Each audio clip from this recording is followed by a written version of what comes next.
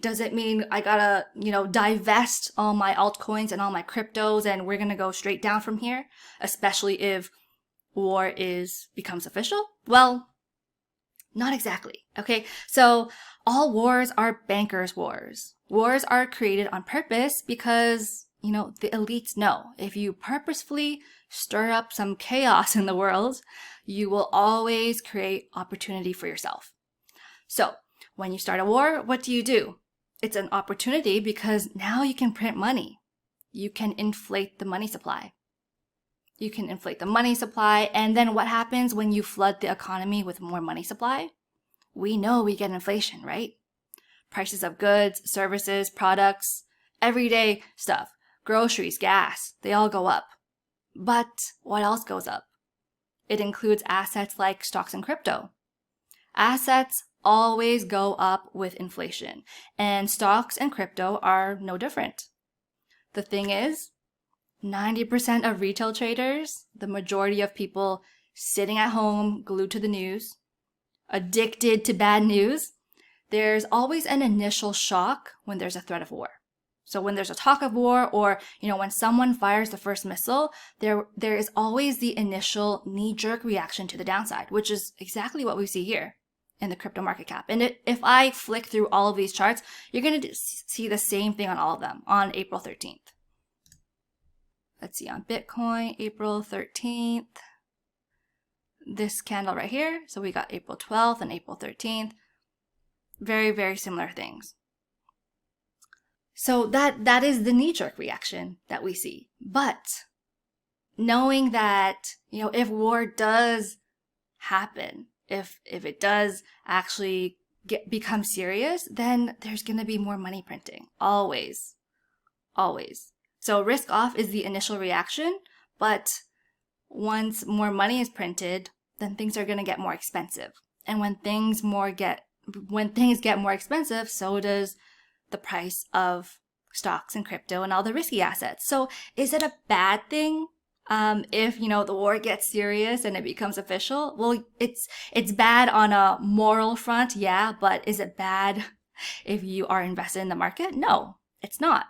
If you just remember that all banks and governments and central banks always use war as an excuse to print money, and that when you print money, you inflate the dollars and you inflate the asset prices, then that's actually a good thing for us. That actually gives us more hope to 100K Bitcoin in the next few months, if that were to happen. But, let's look at the range highs and lows on the Bitcoin daily and weekly. So we got, let's say 73K was the peak of the market that we just recently saw.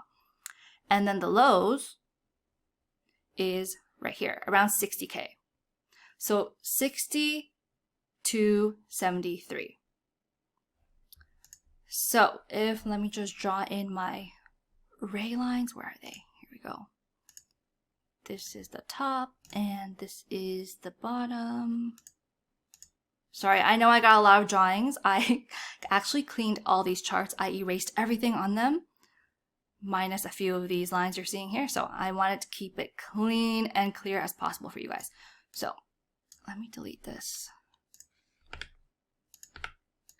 So take a look at this. This is the range high and the range low. And we're ranging. We haven't broken to either side since coming into this range at the beginning of March. So what are we going to do? No one can really tell. It's hard to tell. I know I've said that to me, it looks more likely that we actually drop and fill this gap. I mean, there's lots of levels here of support for us to drop to. We got this 60K level, and then we got the 50K level. And look at something really interesting. This is the 200 EMA. My purple line here, the 200 EMA.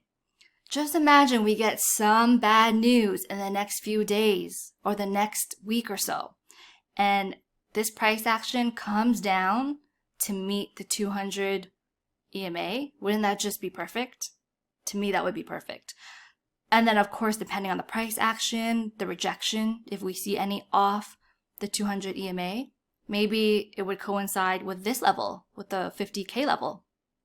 And then we'll know, okay, do we reject that and bounce upwards and stay in the range and move beyond the all-time highs? Or do we just see a complete breakdown?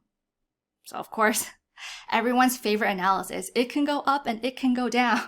But that's the truth of it. It's only two ways it can go. It can go up or it can go down, right? Right now we're in this range. We can see that. 50 EMA, we're just straddling the 50 EMA. Nothing is really happening. You know, if I zoom in, we're just like since April 13th.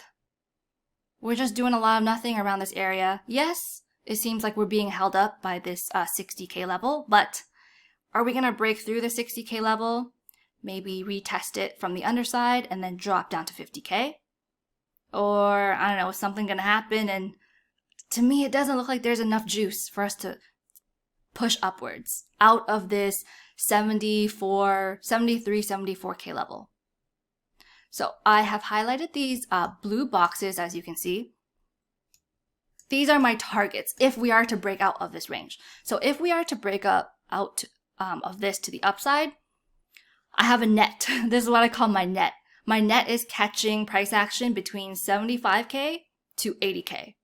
And then depending on what we see there, are we going to see a break above and a rejection and continue upwards? I don't know. We haven't been there yet. Can't say.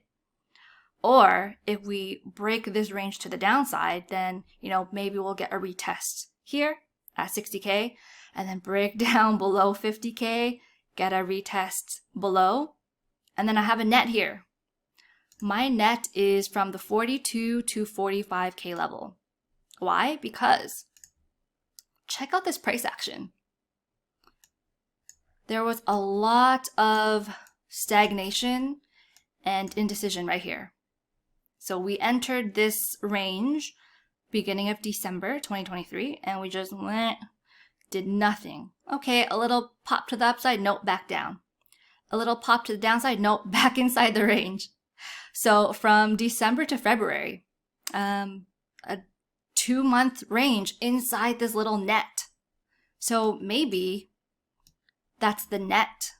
That's the little net, 42 to 45. Is that what I had? That catches us, right? And hopefully this serves as sturdy support for us for this bull market. But who knows what can come out, you know? Any news can come out at any time. Nobody knows at all.